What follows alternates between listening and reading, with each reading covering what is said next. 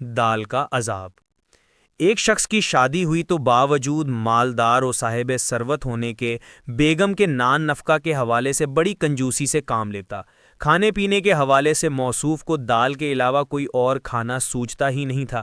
خود تو دال پہ گزارا کرتا، ساتھ میں بیوی کو بھی اسی ایک سالن پہ گزارا کرنے پر مجبور کر دیا۔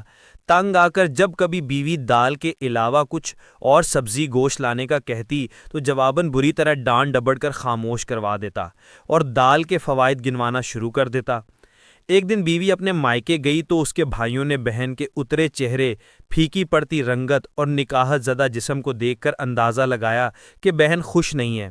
وجہ دریافت کرنے پر پہلے پہل تو بہن نے بات ٹالنا چاہی، مگر بھائیوں کے اصرار پر شوہر کی کنجوسی اور دال کا قصہ سنا ڈالا۔ بھائیوں نے کہا کہ اس کا معاملہ ہم پر چھوڑ دو، بس یہ نیند کی گولی لے جا کر اس کے کھانے میں ڈال دینا۔ بہن نے واپس گھر آ کر شوہر کے لیے اس کی من پسند ڈش یعنی دال بنائی اور وہ نیند کی گولی اس کے سالن میں ڈال کر اسے کھلا دی۔ اب شوہر جیسے ہی نیند کی گہری وادیوں میں اترا تو اس عورت کے بھائیوں نے آ کر پہلے اس کے کپڑے اتار کر اسے کفن میں لپیٹا، پھر اس کی چارپائی ایک اندھیرے تاریک کمرے میں لے گئے۔ جیسے ہی وہ نیند کی وادیوں کی سیر سے واپس آیا تو اپنے آپ کو کفن میں ملفوف پا کر سمجھا کہ شاید اس کی موت ہو چکی ہے۔ اس کے اس گمان کو یقین میں بدلنے کے لیے عورت کے دو بھائی یعنی دنیاوی منکر نکیر بن کر حاضر ہوئے اور سوالات کا سلسلہ شروع کیا کہ من ربکا یعنی تیرا رب کون ہے؟ بخیل ربی اللہ۔ ما دینکا یعنی تیرا دین کون سا ہے؟ بخیل دینی الاسلام۔ من الرجل الذی بعث فیکم یعنی نبی کون ہے؟ بخیل محمد صلی اللہ علیہ وسلم۔ جب ان تین سوالوں کے جواب دے چکا تو ایک چوتھا سوال داغا گیا کہ دنیا میں کھانا کیا کھاتے تھے؟ اب کی بار جواب دیا، میں نے تو دال کے علاوہ کوئی کھانا چکھا ہی نہیں کبھی۔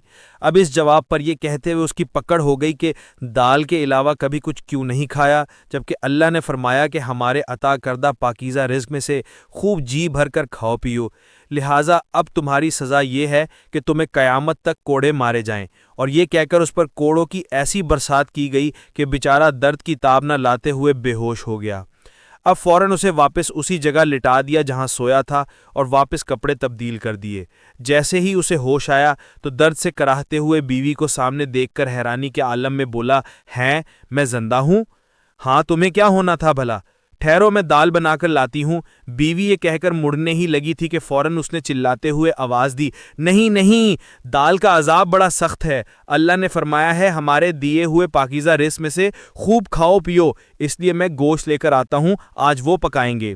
اور منقول ہے کہ یہ دال کا عذاب یعنی دنیاوی طور پہ جو اس نے عذاب دیکھا، یہ اس کی جو ایک بیوی کی طرف سے ایک ادبی جو وہ تنبیہ تھی، اس کی طرف جو ہے وہ اشارہ ہے۔